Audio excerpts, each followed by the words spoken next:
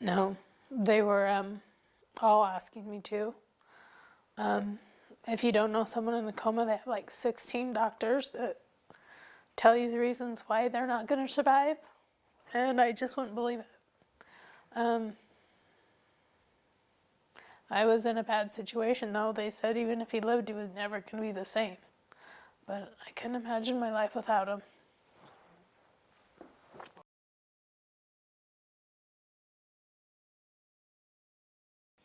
So will you please state your name? Brittany Gibbons. Will you tell me a little bit about how you met my dad, Scott Gibbons? I met him at the NCO club on base here in Utah.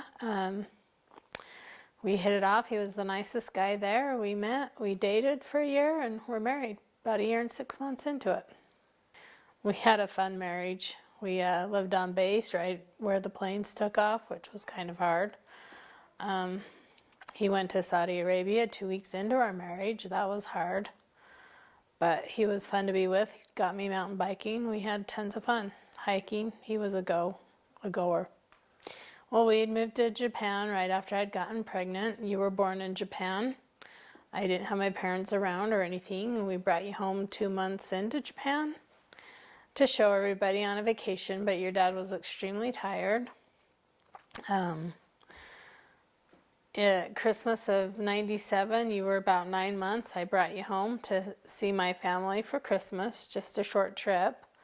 I remember hugging your dad saying I didn't want to leave him because I just had a bad feeling. And I guess the day after I got here, I got a call from Dr. Bloodshed. I remember that name very well.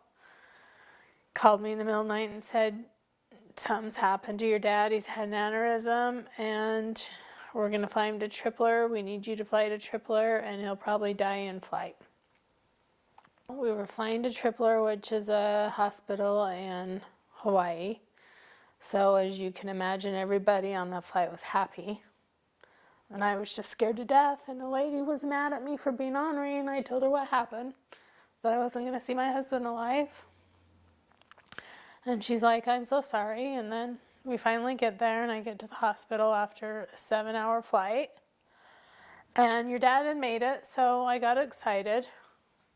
And that hospital downplayed his incident, so they flew us on to San Diego. And I guess the whole time we were flying to San Diego, his aneurysm was still bursting because Tripler didn't see it. And when we got there, he coded. Code blue means died, but he was revived, but he was never the same. They whisked him off to surgery to try to repair the aneurysm. He was in surgery for 16 hours, which is unheard of, really. They brought him out, and he never woke up. They kept waiting for him to wake up, and the longer he didn't wake up, the worse the signs were. He was on every kind of IV. Imagine he had 16 lines of IV and medicines and stuff. He was a mess. Didn't look the same. I had lots of support. The doctors were very, very doom and gloom. And so I had to go to the library and read up on things like that. And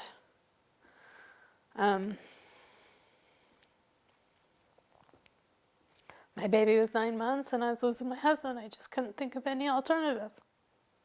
So I wanted him alive. That was difficult because they retired your dad medically and transitioned, so I had no pay coming in, and I had nowhere, I had no car, none of my stuff, and my mom took you, so I was by myself and trying to figure out how I'm gonna get this man better and face a lot of days with heartbroken. Comas are very strange. They have to tape the guy's eyes shut. Obviously, you can't get up and go to the bathroom, so there was bed sores, so sometimes I would hold him up because he'd get very sore. I thought showing signs of being in pain was him waking up, but it wasn't. Comas aren't just what you see on TV where they just lay there and sleep. There's lots of things that happen. Their eyes do random movements. Their joints do random movements. So I don't know. He kind of came up. He woke up one day and it wasn't what I thought a wake up would be. He was just very different, very scared, picked everything, picked at his skin. It's just a very slow process. He suffers seizures. He couldn't talk anymore.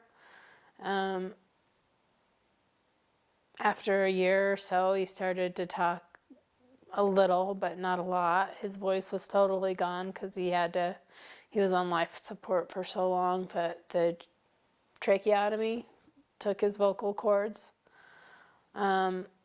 And his thought process was more of like like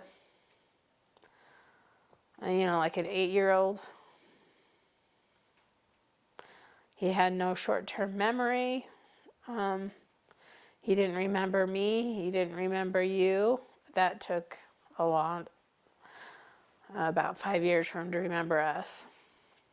After he woke up in the hospital, they had to move him somewhere, so they moved him to Palo Alto. It was a rehab center for brain trauma. We lived there for about 4 months.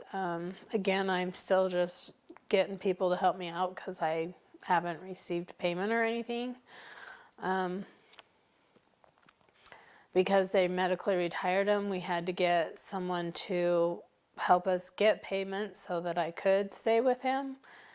And my mom was still taking care of you, so those were hard. And then I wanted to come back, so I had to get Senator Hatch to help us get back here in Utah because your dad's medical bills were so high that no one wanted to take him on.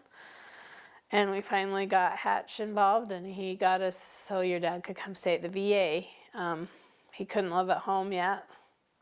So I finally got here. We got some pay. We got your dad at the VA. I found me a little place in Bountiful to live with you. We would go see him every day, but he was violent. He was punching and hitting, and one time he choked me because he didn't want to be there, but he didn't have the sense of why he couldn't go home. I just don't, the brain's complicated. Then one day we went up to see him. I took him out for a walk and he refused to go in. So I had to bring him home. I didn't know what to do with this guy. But for some reason the VA decided they couldn't force him to be in there anymore. So I called someone and they said, I don't know what to tell you. So I took him in. We were trying everything we could. I took him off some medications. He didn't hit after that, which was a good thing. So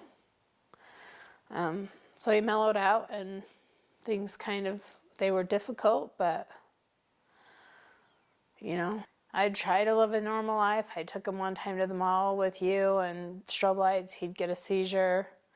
So every time it got loud and crazy, we'd have to just hurry home or he'd get an ambulance ride. So I kind of ended up isolated a little bit.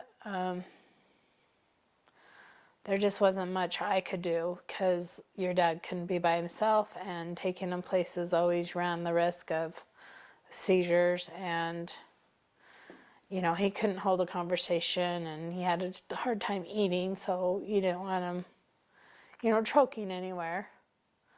So we just kind of stayed at home a lot, which I felt bad because I was trying to get you with friends in preschool, but it just didn't work out.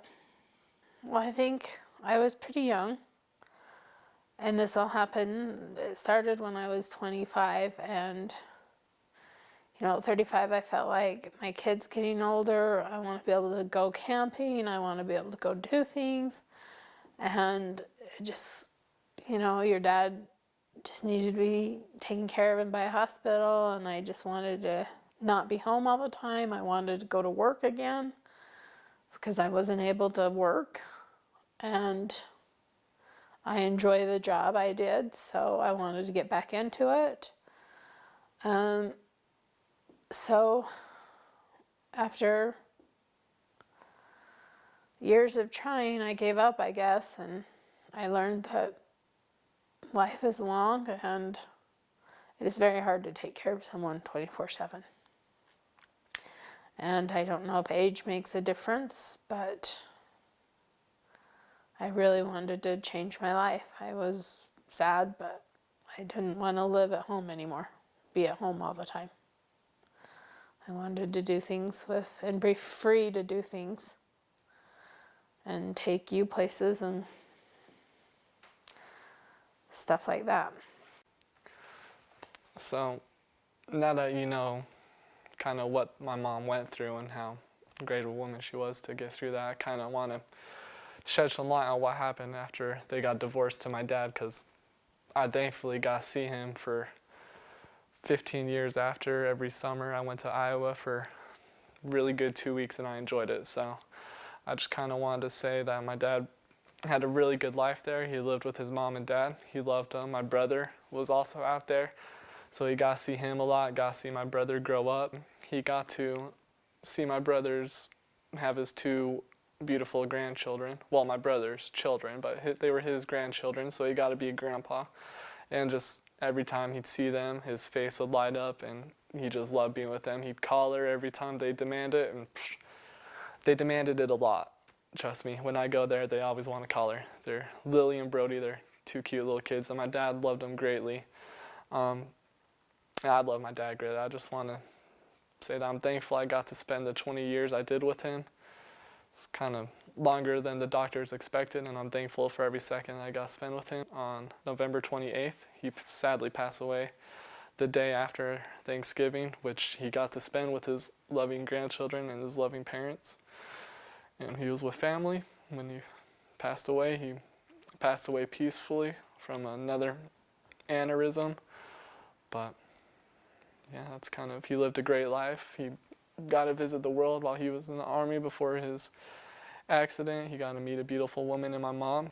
Even though a lot of people kind of ask my mom why she let him live, they don't think my dad had a good life after the accident. I know in my heart, and just looking at my dad every time I visited Iowa, his pearly whites, how big he was smiling, and just the cheesy jokes he would always say, and my goodness, they were some of the daddiest jokes I've ever heard.